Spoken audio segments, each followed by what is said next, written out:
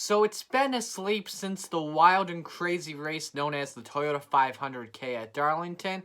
I can speak louder now because we are in the daylight. And I got some more stuff that I would like to talk about that I could not discuss last night because I did not want to disturb the peace, aka my parents sleeping. Anyway, first off, let's talk about the story that everyone was talking about, Kyle Busch versus Chase Elliott. If you're a NASCAR fan and you've been living under a rock, long story short, Kyle turned Chase down the front straight, Chase flips the bird at Kyle back. A lot of people thought it was an intentional move on Kyle's part, but Kyle owned up to the mistake, was not on purpose, apologized on television, apologized on Twitter as well. Haven't heard back from Chase Elliott if he has accepted the apology or not. He hasn't been on Twitter since the accident occurred, and he was not obviously available to the media post-race. Kyle was just trying to get back in line so he could draft off of Chase, and it was just a misjudgment part on him. Well, obviously, Kyle was going to reach out to Chase. They've had a good relationship. They've raced for over a decade and simply made a mistake. NASCAR says they are not fining Chase Elliott for flipping the middle finger or coming onto the track to flip Kyle off. Now, the reason why Chase is not getting fined is not because he's the most popular driver. I don't want to hear that BS excuse because Dale Jr. has been fined before. 2004 Talladega. I'll give you that example.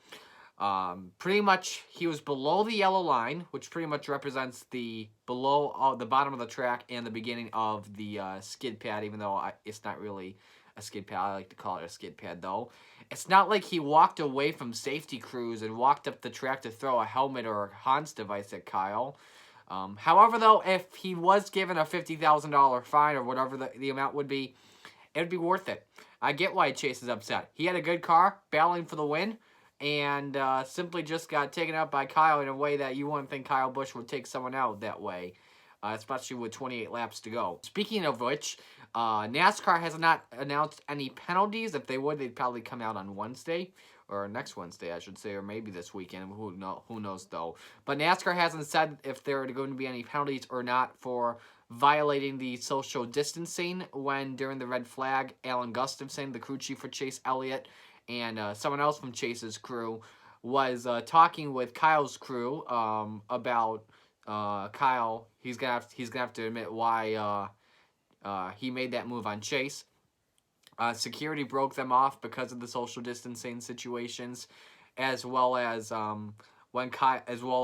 haven't heard anything about when Kyle was talking with his former crew chief, Alan Gustafson. They worked together when Kyle was with Hendrick Motorsports from 2005 to 2007. However, though, in that case as well, they were wearing masks. I think they were 6 feet apart. I'm not sure on that part, though.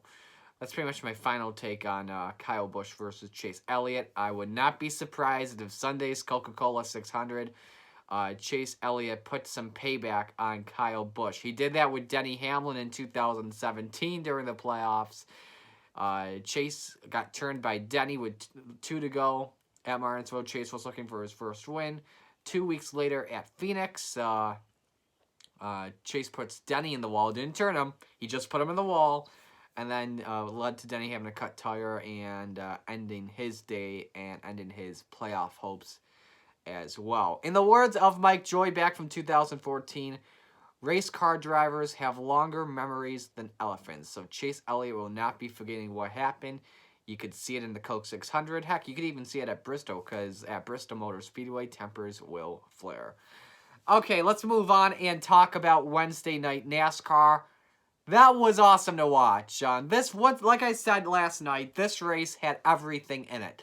Lead changes, passing all over. In fact, this race featured more passing than ever at Darlington, according to the loop data NASCAR provides. You had a rain delay. You had a fox on the racetrack. I don't know how we got there anyway. No one was supposed to be admitted, including the fox himself. And you had tempers flaring at the end of the race. So much fun to watch. Kevin Harvick was asked in the Zoom post-race media availabilities that he would like to see more of these midweek races as long as the TV ratings are good. He says if it can work, which it did, do it. He really says, though, it will come down to the television ratings, especially with no fans in the stands during these tough times. Heck, if you go back to Sunday's Cup race at Darlington, it had more viewers than the final two parts of the Last Dance mini documentary series on Michael Jordan and the Chicago Bulls. Kyle Busch said as well, it's fine. He likes the midweek races. He would like to see a practice session happen, though. So, like, practice, qualifying, inspection, and racing. I'm guessing Kyle's not really a big fan of these grid inversions or these random draws. He likes it when the faster cars start near the front, the slower cars start near the back. But, oh well, who knows, though.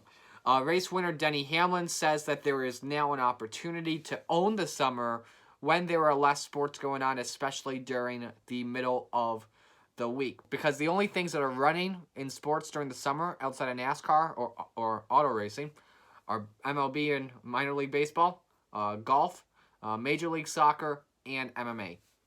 Fans are great. They've spoken about it as well, according to Hamlin, because they've got a bigger stage now during prime time on the weeknights. Heck, even a friend of mine that I went to college with watched his first full NASCAR race ever last night, and he was impressed. He's going to watch more of it. I think I've turned him into a fan. And so, yeah. We never even mentioned as well Denny Hamlin's mask. He said that it was his idea. He was texting his PR guy. He got a mask with a mouth, one side happy and one side sad, depending on how the race finishes. That's some safe hygiene gold right now. I like that a lot. But Hamlin, by the way, his third win there, one of his favorite racetracks. He can work with the racetrack, use different lines, and control the throttle and brake very well. He's done very good there in the Xfinity Series in the past few years, too. He compared it as well in the post-race Zoom media availability on how he ran the first time in 2004 in the Xfinity Series, and yeah, he did not run well. Now he can run well, and he said as well that it's pretty much a driver's racetrack. So Denny Hamlin with a win, 39th career victory. Kyle Busch, his third top 10 finish of the season. Kevin Harvick gets another top 10 by finishing in third. Christopher Bell, the highest rookie, finishing in 11th. So we look at the point standings now. Harvick's now has a 34-point lead over Joey Logano. Alex Bowman, currently third, 39 back. Hamlin's second win of the season jumps him up to fourth in the standings. Truex moved up 3 spots. He's now 8th. And then you look at the playoff picture on the cutoff side. William Byron jumped up 5 spots now to hold the final spot. Eric Jones jumped up as well to 15th in standings after leading some laps and was running near the front during the race as well. Tyler Reddick, he jumped up to 17th after last night, but he is now 4 points behind the cutoff. As I'm recording this, by the way, the Xfinity Series race is still today, but it's right now on another weather delay. I'm watching the herd right now on FS1. You can't see it, obviously. It's still right now under delay. No update from NASCAR on what time we would be racing, though. But I'll be on later today to discuss the Xfinity recap if we do get a race in today, as well as the first ever NOF SRL event on iRacing, the NOF SRL Select. I'll be streaming my point of view tonight, as long as I don't have any technical difficulties. It's going to be a fun day today once again. I'm Marty. Signing off once again. I will talk to you guys later tonight, and until then, peace out.